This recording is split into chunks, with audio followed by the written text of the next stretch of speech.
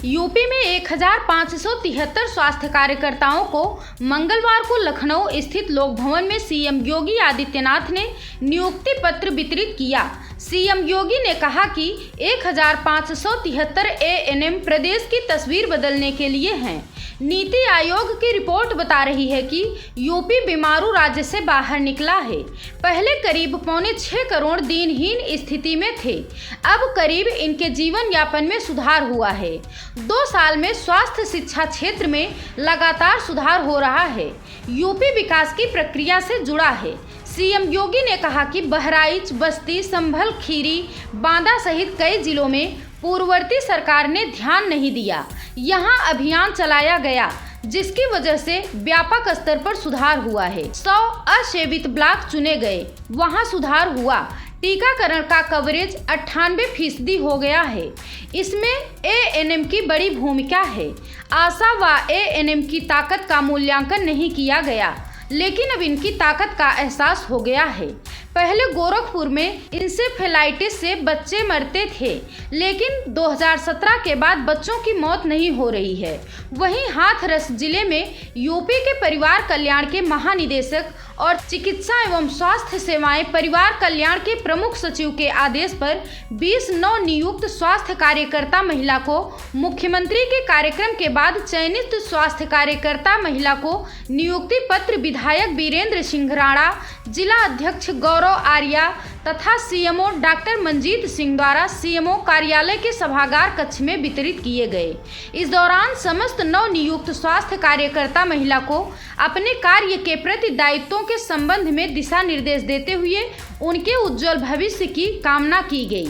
कार्यक्रम के दौरान अपर मुख्य चिकित्साधिकारी डॉक्टर राजीव राय, अपर मुख्य चिकित्साधिकारी डॉक्टर राजेंद्र सिंह, अपर मुख्य चिकित्साधिकारी डॉक्टर राजीव गुप्ता, आरसीएच उप मुख्य चिकित्साधिकारी डॉक्टर एमआई आलम, स्वास्थ्य शिक्षा अधिकारी चतुर सिंह तथा कार्यालय के समस्त अधिकारी एवं कर्मचारी उपस्थित रहे।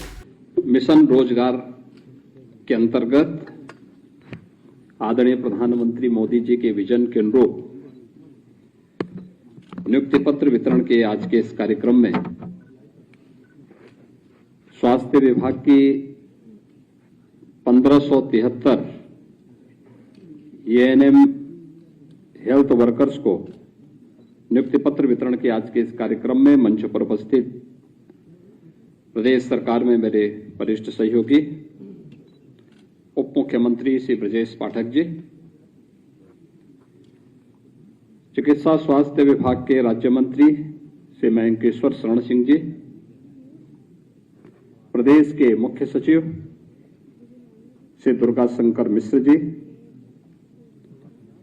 प्रमुख सचिव चिकित्सा स्वास्थ्य एवं परिवार कल्याण श्री पार्थ सारथी सेन शर्मा जी, स्वास्थ्य विभाग के सभी अधिकारीगण, प्रदेश के अलग अलग जनपदों में वर्चुअल माध्यम से जुड़े हुए सभी मान्य जनप्रतिनिधिगण और प्रदेश के वे 1573 एएनएम हेल्थ वर्कर्स जिन्हें आज नियुक्ति पत्र प्रदान किया जा रहा है, उपस्थित सभी भाइयों बहनों, एक समय सीमा के अंदर अधीनस्थ सेवा चयन आयोग के द्वारा जो एक पारदर्शी चयन की प्रक्रिया को पूरा किया गया और आज स्वास्थ्य विभाग के द्वारा आपको नियुक्ति पत्र प्रदान करते थे, आपके भावी जीवन के माध्यम से प्रदेश की स्वास्थ्य सेवाओं को और बेहतर बनाने की दिशा में जो कदम उठाए जा रहे हैं, इस अवसर पर मैं सबसे पहले नियुक्ति पत्र प्राप्त होने पर आप सभी 1573 एएनएम हेल्थ वर्कर्स को, आपके अभिभावकों को, माता पिता और परिवार के सभी सदस्यों को हृदय से बधाई देता हूं। मैं धन्यवाद देता हूं अधीनस्थ सेवा चयन आयोग को, जिन्होंने एक समय सीमा के अंदर इस पूरी प्रक्रिया को संपन्न करके स्वास्थ्य विभाग को सूची उपलब्ध कराई और स्वास्थ्य विभाग आज नियुक्ति की इस प्रक्रिया के साथ आप सबको जोड़ करके अपना एक अभिन्न भाग आपको बना रहा है। वास्तव में मैं कल नीति आयोग के कुछ आंकड़ों को देख रहा था और आपको भी लगता होगा कि वास्तव में उत्तर प्रदेश बदला है। पिछले 6 वर्ष के अंदर उत्तर प्रदेश बीमारू राज्य की श्रेणी से उभर करके अब एक सक्षम राज्य बनने की ओर अग्रसर हुआ है और उसमें खासतौर पर जो प्रदेश ने 15-16 में प्रदेश के अंदर जो गरीबी की रेखा के नीचे जीवन यापन करने वाले लोगों की संख्या थी, वह कुल आंकड़ा जो था वह लगभग 5.25 करोड़ लोग ऐसे थे जो गरीबी रेखा के नीचे दीनहीन स्थिति में जीवन यापन कर रहे थे।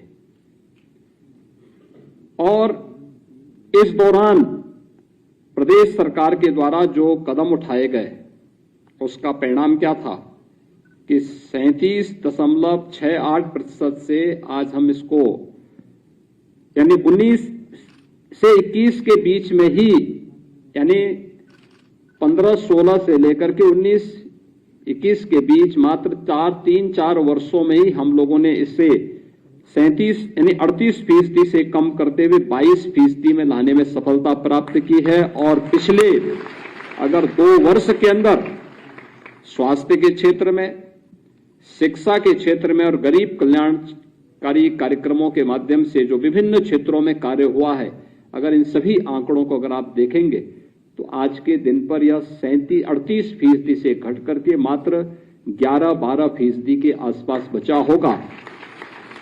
ये आंकड़े हर एक उस व्यक्ति को आश्चर्य में डालता है कि जो प्रदेश के समय उस समय बीमारू राज्य थे 15-16 के दौरान, उनमें से बहुत सारे राज्य अभी बीमारू ही रह गए, लेकिन उत्तर प्रदेश उससे उभर करके एक सकारात्मक दिशा में विकास की प्रक्रिया के साथ जुड़ा हुआ है। मैंने देखा कि आखिर कौन ऐसे जिले हैं जिन जिलों में वास्तव में ज्यादा कार्य किए जाने की आवश्यकता थी और उस पर कार्य पहले की सरकारों में नहीं हो पा रहा था। और उसमें जब हम लोगों ने नजर डाला तो वास्तव में जिन जनपदों की स्थिति बहुत ही खराब थी पहले, इनमें बहराइच था, श्रावस्ती, बलरामपुर, बदायूं, सीतापुर, सिद्धार्थनगर, संभल, खीरी, हरदोई, बांदा, यानी ये सब वही जिले हैं जो हमारे एस्पिरेशनल डिस्ट्रिक्ट हैं। और एस्पिरेशनल डिस्ट्रिक्ट में जो पैरामीटर हम लोगों ने तय किए थे वो शिक्षा का था, स्वास्थ्य का था, कृषि और जल संसाधन का था, स्किल डेवलपमेंट और रोजगार का था, फाइनेंशियल इंक्लूजन का था। इन सब में एक अभियान के तहत कार्य किया गया। पहले 8 एस्पिरेशनल डिस्ट्रिक्ट में नीति आयोग के मार्गदर्शन में आदरणीय प्रधानमंत्री जी के नेतृत्व में जो कार्य हुआ, पैरामीटर में व्यापक परिवर्तन हुआ। इसके बाद प्रदेश सरकार ने 100 एस्पिरेशनल विकास खंडों को चिन्हित किया और उसमें भी स्वास्थ्य विभाग हो या फिर शिक्षा विभाग हो या कृषि विभाग हो, जल संसाधन विभाग हो या जो भी विभाग थे, सभी विभागों ने 100% मैन पावर की आपूर्ति वहां पर करते हुए उन्हें एस्पिरेशनल विकास खंडों से उभारने की दिशा में जो प्रयास प्रारंभ हुए हैं, आज उसके परिणाम हम सबके सामने देखने को मिल रहे हैं। और ये परिणाम किस रूप में हम सबको देखने को मिलते हैं, खासतौर पर अगर नियमित टीकाकरण के ही कार्यक्रम को आप देखें तो नेशनल फैमिली हेल्थ सर्वे 4 जो 2015-16 में उत्तर प्रदेश को 51% के सापेक्ष 19-20 में उत्तर प्रदेश को 70% बताया गया। और मेरा मानना है कि इस समय अगर हम देखेंगे तो ये आंकड़े हमारे पास पूर्ण प्रतिरक्षण का जो कवरेज उत्तर प्रदेश के अंदर 22-23 में है, ये 98% है। आप अनुमान कर सकते हैं कि उत्तर प्रदेश ने कितनी लंबी छलांग लगाई है और इसमें आपकी बड़ी भूमिका होने जा रही है। मुझे याद है एएनएम, हेल्थ वर्कर, आशा वर्कर और आंगनवाड़ी हमारी जो कार्यकर्त्री हैं, वास्तव में इनकी सेवाओं को मूल्यांकन हम लोग पहले कर नहीं पाते थे। यद्यपि मैं इनकी ताकत को पहले भी समझता था, लेकिन लोग उन्हें उपेक्षित रखते थे, देखते थे कि भाई क्या होना है, जगह खाली पड़ी हुई है, कोई भरता नहीं था। मैं सांसद 5 बार गोरखपुर से था और 5 बार गोरखपुर से सांसद रहने के दौरान मुझे वहां के गरीबों और कमजोर तबके के बच्चे एक बीमारी से वहां असमय काल कलवित होते थे, वो थी इंसेफ्लाइटिस की। ये बीमारी 77-78 में पूर्वी उत्तर प्रदेश में पांव फैलाई थी और 77-78 से लेकर के 2017 तक, 16-17 तक, यानी इन 40 वर्षों में पूर्वी उत्तर प्रदेश समेत उत्तर प्रदेश के अंदर लगभग 50,000 से अधिक बच्चों की मौत इंसेफ्लाइटिस से हुई थी। मैंने वो दृश्य देखा है गोरखपुर के मेडिकल कॉलेज का, जहां एक ही बेड में 4-4 बच्चे लिटाए जाते थे। न दवा थी, न बिस्तर था, न डॉक्टर्स थे। भीषण गर्मी इस सीजन में आप अनुमान कर लीजिए, जैसे आज बरसात नहीं है और गोरखपुर के गवर्नमेंट मेडिकल कॉलेज की स्थिति क्या थी? जो इंसेफ्लाइटिस का वार्ड था वो 3रे मंजिल में था, यानी सबसे ऊपर की फ्लोर में था और फ्लोर में उस वार्ड में एक भी पंखा नहीं था। टॉयलेट चौक थे और उन स्थितियों में कितनी भीषण दुर्व्यवस्था रही होगी वहां पे। किसी गरीब के घर में कोई बीमार हो जाता है तो उसके साथ पूरा परिवार आता है, पूरा परिवार आता था। क्या स्थितियां होती थी वहां की। आज आप जाके देखिए गोरखपुर के बिहाड़ी मेडिकल को, पहले गोरखपुर, बस्ती, देवीपाटन, आजमगढ़, कमिश्नरी में एकमात्र मेडिकल कॉलेज गोरखपुर में था।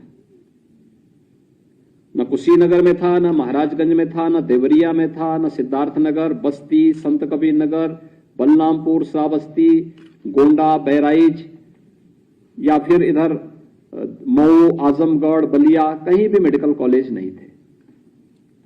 कोई मेडिकल कॉलेज, केवल एक गोरखपुर में, और वहां की भी दुर्व्यवस्था। बिहार के 5-6 जनपदों की भी भीड़ वहीं आती थी और नेपाल के लोग भी तो वहीं आते थे। कितनी दुर्व्यवस्था रही होगी। और उसमें लगातार मौत होती थी, कोई संज्ञान भी नहीं लेता था। अपनी आंखों से हमने उस दुर्व्यवस्था को देखा है और उसके खिलाफ आंदोलन किए। संसद से लेकर, सड़क से लेकर के संसद तक लगातार आवाज उठाते थे। लेकिन जब स्वास्थ्य विभाग को नोडल विभाग 2017 में बनाने के बाद कार्यक्रम चलाया गया, आज परिणाम क्या है? यानी ये सीजन 2017 के पहले मध्य जुलाई से लेके मध्य नवंबर तक का समय पूर्वी उत्तर प्रदेश के हर परिवार में एक भय और दहशत को लेके आता था। पता नहीं किस परिवार का कौन बच्चा इसकी चपेट में आ जाए। और इसके कारण लोग, बहुत सारे लोग जादू टोटका के चक्कर में पड़ जाते थे, ठगे जाते थे। आज क्या स्थिति है? आज हम लोगों ने इंसेफ्लाइटिस को, स्वास्थ्य विभाग को जब नोडल विभाग बनाया गया और उनके साथ में सभी अन्य विभागों को जोड़ा गया, आज परिणाम क्या है? इंसेफ्लाइटिस उत्तर प्रदेश से पूरी तरह समाप्त हो चुकी है। अब एक भी बच्चे की मौत इस बीमारी से नहीं होती है। इसके लिए एएनएम हेल्थ वर्कर को, आशा वर्कर को, आंगनबाड़ी को मेहनत करनी पड़ी, घर घर जाना पड़ा, दस्तक अभियान चलाना पड़ा, विभिन्न प्रकार के कार्यक्रम, जितने भी ये बीमारियां थी, इन सभी प्रकार की बीमारियों के खिलाफ एक जागरूकता का विशेष अभियान चलाना पड़ा। सभी विभागों ने मिलकर के कार्य किया। आज परिणाम क्या है? इंसेफ्लाइटिस, जिससे हर वर्ष 1200-1500 मौतें होती थी, पूरी तरह नियंत्रित हुआ। हम लोग तब सफल हुए जब टीम वर्क काम की, एक टीम काम की। इसमें चिकित्सक भी काम करते थे, पैरामेडिक्स भी कार्य करता था, प्राथमिक स्वास्थ्य केंद्र से लेकर के मेडिकल कॉलेज तक, एएनएम से लेकर के स्टाफ नर्स तक सर्विलांस को बेहतर किया गया। स्वास्थ्य विभाग अपनी जिम्मेदारियों का निर्वहन किया। पंचायती राज और ग्राम्य विकास ने ग्रामीण क्षेत्र में और नगर विकास ने नगरीय क्षेत्र में स्वच्छता को, शुद्ध पेयजल की आपूर्ति को देने में योगदान दिया। शिक्षा विभाग ने जागरूकता के कार्यक्रम के साथ लोगों को जोड़ा।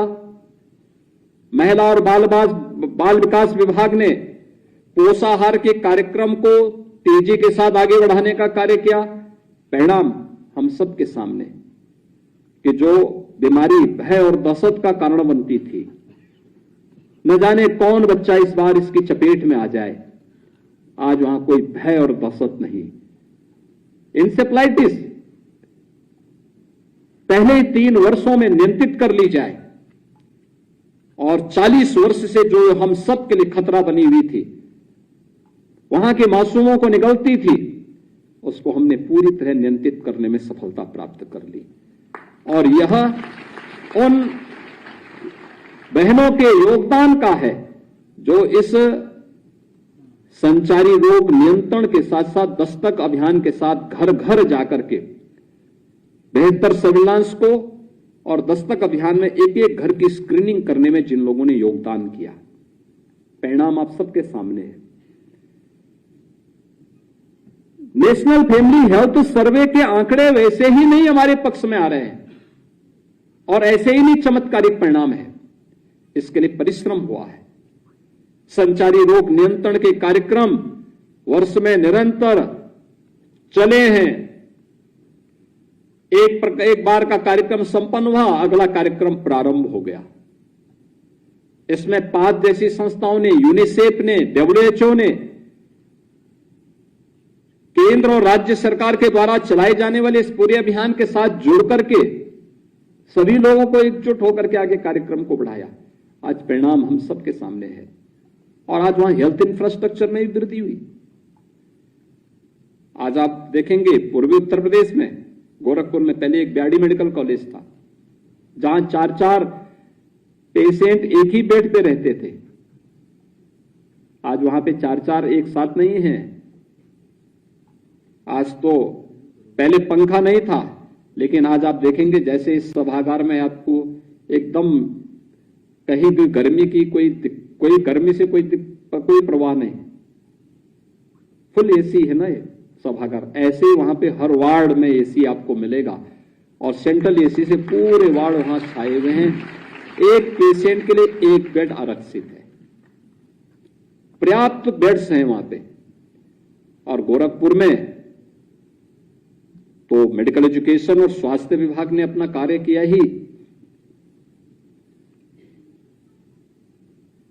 देवरिया में मेडिकल कॉलेज चालू हो चुका है, कुशीनगर में मेडिकल कॉलेज बन रहा है, महाराजगंज में मेडिकल कॉलेज बन रहा है, सिद्धार्थनगर में प्रारंभ हो चुका है, बस्ती में प्रारंभ हो चुका है,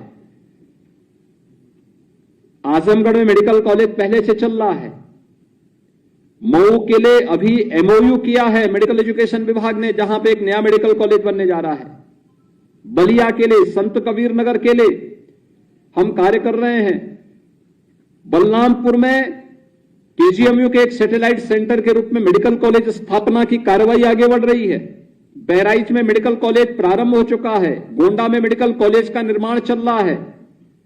यानी आप देख सकते हैं कितने नए मेडिकल कॉलेजेस बने हैं पिछले 6 वर्ष के अंदर।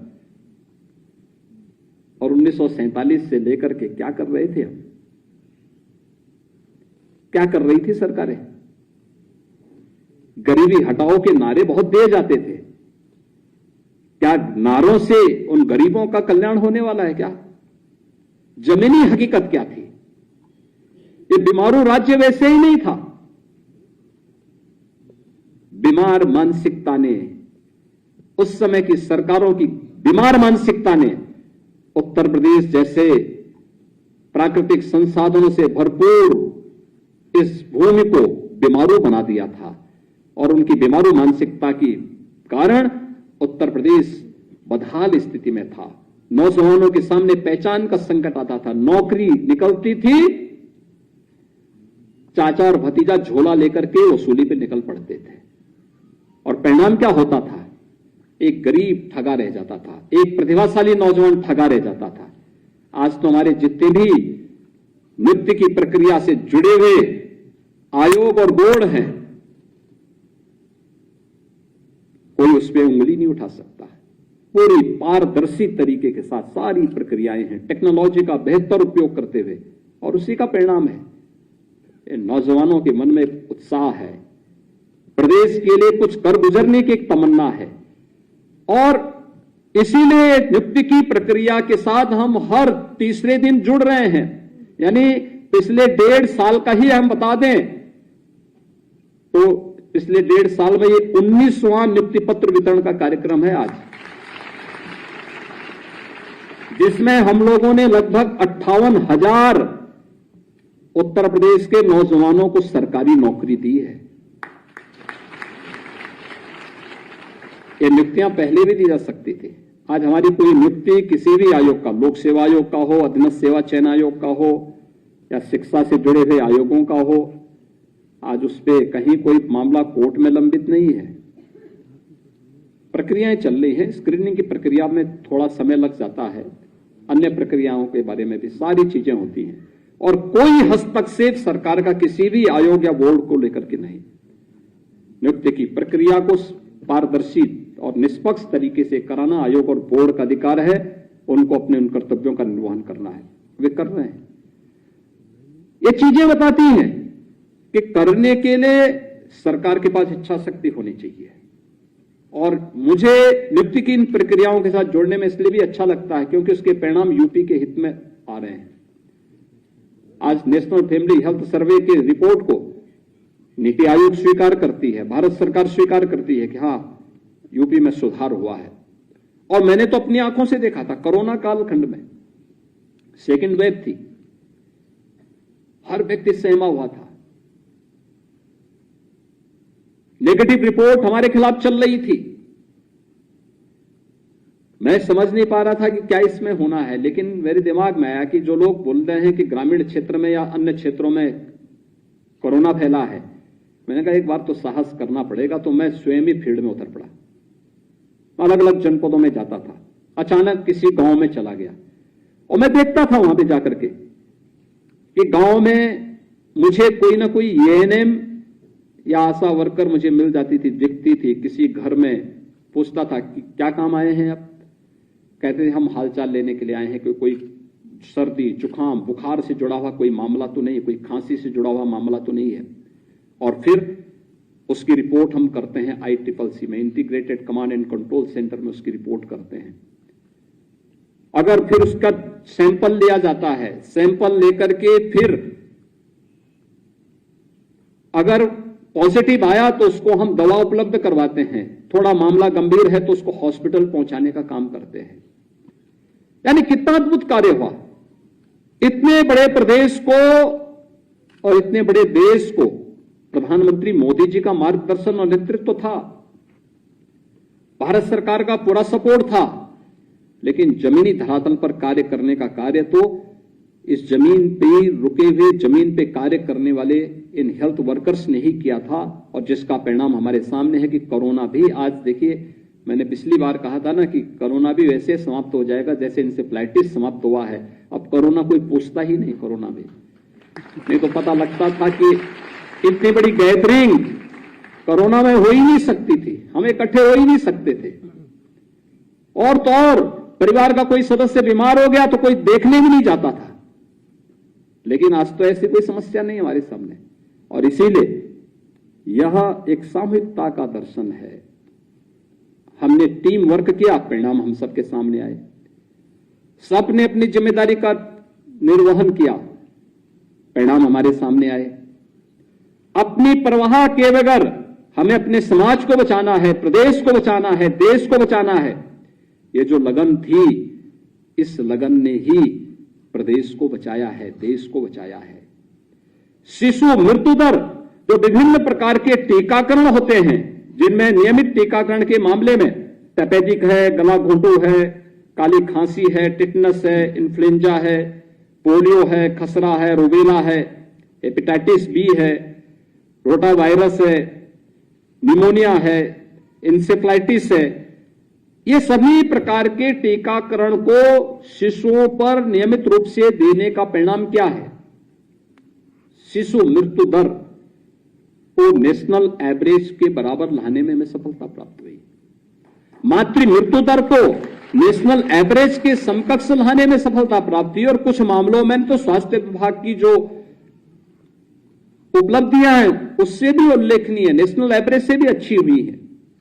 ये चीजें थी कि पहले भी हो सकता था, इच्छा शक्ति नहीं थी, लेकिन जब कार्य प्रारंभ हुआ, एक साथ मिलकर के कार्य प्रारंभ हुआ, डाटा कैप्चर करने प्रारंभ हुए, आज परिणाम हम सबके सामने आए हैं।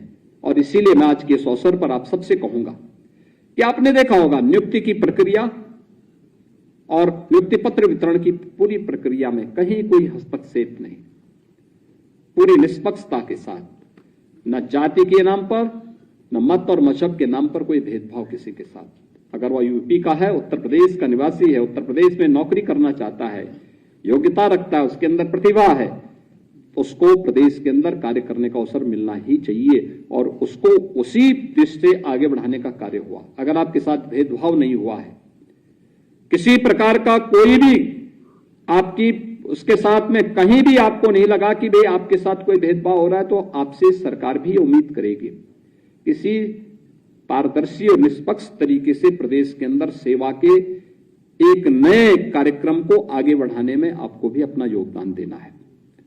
और हम भी चाहते हैं, अभी और बहुत कुछ करना है। उत्तर प्रदेश के अंदर शिक्षा के क्षेत्र में, स्वास्थ्य के क्षेत्र में, या अलग अलग जो सेक्टर चिन्हित किए गए हैं, इन सब में बहुत कुछ करना है। और नेशनल एवरेज के बाद हमारे पास अभी इंटरनेशनल स्टैंडर्ड को कैसे हम अपने यहां लागू कर पाएंगे, धीरे धीरे करके उधर जाना है। One district one medical college की दिशा में जो प्रयास हो रहे हैं, ये उसी दिशा में बढ़ने के लिए कार्यक्रम है। आज तो आप देख रहे होंगे, पहले नर्सिंग कॉलेज नहीं थे, पैरामेडिकल के कॉलेज नहीं थे, आज तो हर जिले के अंदर खोले जा रहे हैं, लगातार इसके विकास किए जा रहे हैं।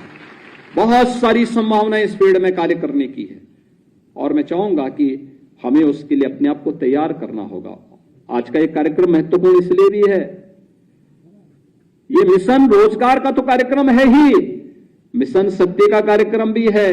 एक साथ इतनी बेटियों को नियुक्ति पत्र प्राप्त हो रहा है,